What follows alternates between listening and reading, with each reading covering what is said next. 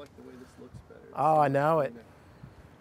All right, so. Okay, so I'm Bill Shapard, Shapard, and I'm founder of SoonerPoll.com, SoonerPoll.com. Cool. All right, man. Can you talk about this precinct just kind of in general terms? Talk a little bit about what it's like. What are the kind of people that live here? Right. Well, it's been a while since I've lived in this precinct because I've moved into another one, but this is where I bought my first home. This is where I raised my kids. This is where I brought my kids back from the hospital. And so it's a very interesting precinct in the aspect that it's a real mix of Republicans and Democrats, conservatives and liberals. It's a mix of young families starting their lives with their first purchase home like me.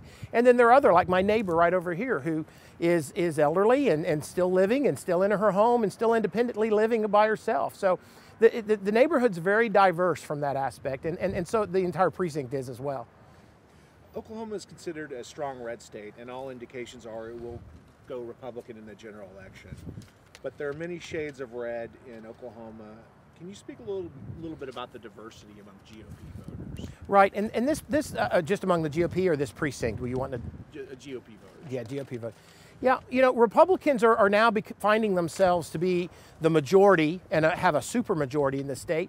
But now that majority is becoming very fractured. And we saw that when the Democrats dominated the state. We're going to see it also with the Republicans.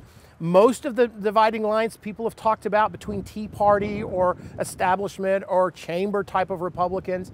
But there's also a divide between rural Republicans and urban Republicans. And there's a lot of issues that divide Republicans right now. That's why they're not being able to get as much passed and done during the legislative session as they'd hoped. It's thought that GOP voters will unite around their nominee no matter who wins out. Why do you think that is? Is it because is the feeling stronger after 8 years of Obama to get that done, to unite? Yeah, I think so. I think that regardless of whoever the Democrat nominee is, they will look like an extension of the Obama administration. It'll look like another 4 years. I also think that if Hillary Clinton, and I think she will probably be the nominee, but if Hillary Clinton is the nominee, they'll have the choice between somebody new, obviously, or a Clinton. And that's the reason why I don't think Jeb Bush was doing very well, and I don't think he'll be the nominee. It's because I really don't think that Oklahomans, they don't really want another Bush, and they don't really want another Clinton. Governor Fallon barely won this particular precinct in her re-election bid. What does that say about the GOP's grip on urban neighborhoods like those found in 196? Right. Well, this particular precinct, I think, is a very good example of how those precincts can be once red and slowly turning blue. And a lot of that reason is because it's an urban district, it's changing, and those changes we see in a lot of other big cities, Dallas, Atlanta, Chicago, where the inner core is blue and then most of the suburbs of red. But Oklahoma is moving at a lot slower pace than a lot of other major metropolitan areas. And so it's these precincts like this that are red, but then just every 4 years, every 2 to 4 years, it gets just a little bluer and a little bluer. There are a lot of voters in this precinct that are committed to voting against whoever the Dem nominee is, but are divided over the Republican candidate. How does that get resolved over the next month or so? Okay, well, let me address one other thing, and is that Oklahomans draw a sharp distinction between who they elect to federal office and who they vote to state office. This precinct is going to probably vote in a large majority for a Republican for president. But you mentioned a minute ago that Mary Fallon just barely did very well, just barely won this one. And that's because still at the local level, Oklahomans are still looking to Democrats as someone that is more closer to them. And Republicans still have this vision of being more of a, more on defense, more on nationwide policy, more on diplomatic and foreign affairs. And so that's where they draw the distinction. And so when we talk from governor all the way down to whoever represents this district, Cindy Munson, who represents this House seat, they're a little more inclined to vote Democrat. It's always been that way. And, Republicans have done well in elections, but that's always there. It's never really going to go away. And then you asked a question there. I wanted to address that. How does this get resolved over the next few weeks? About who the nominees for president. Yeah. Well, in our polling, Donald Trump has been performing very well. He seems to have cornered 1 in 3 Republicans who are angry and frustrated, and they see him as the candidate.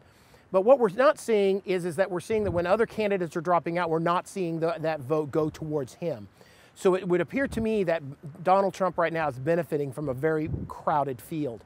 As that field narrows, I believe that Donald Trump will be more challenged, perhaps even beaten. But will that happen before Super Tuesday? Probably not.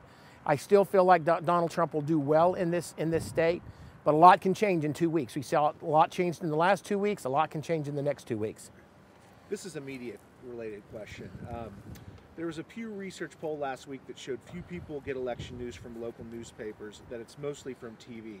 Does this mean Republican voters in OKC generally get their election news from Fox?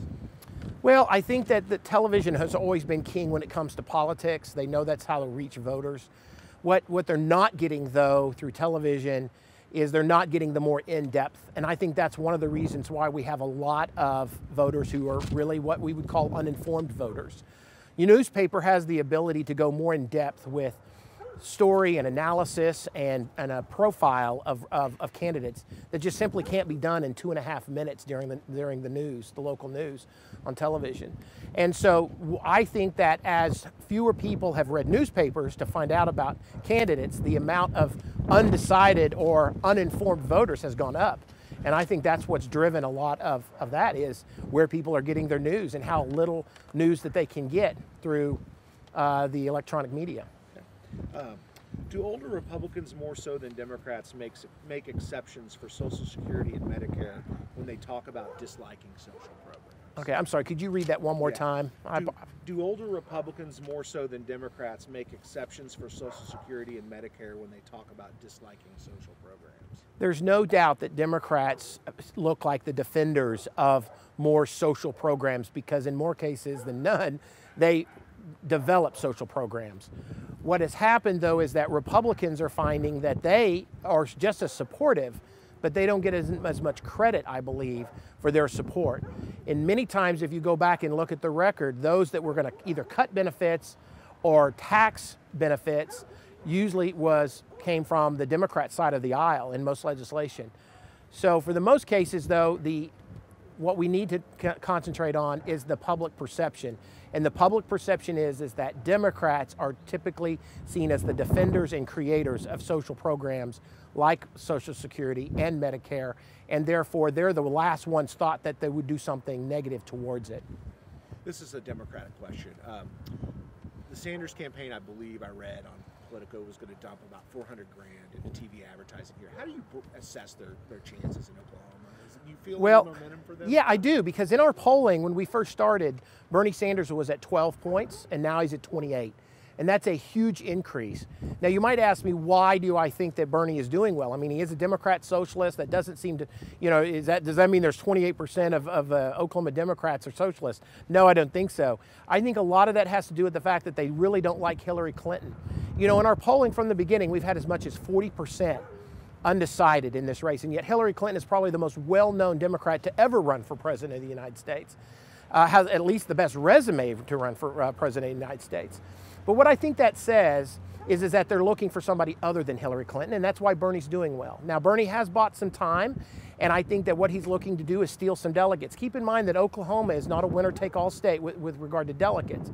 So if he can raise his 28 points to 40, maybe even 45, what he'll be doing is taking at least 4 out of 10 or, almost half of all the delegates in Oklahoma. Not a very big state, but if he can do that in a lot of other states, he's got a better path to victory. Any chance he could win the state outright?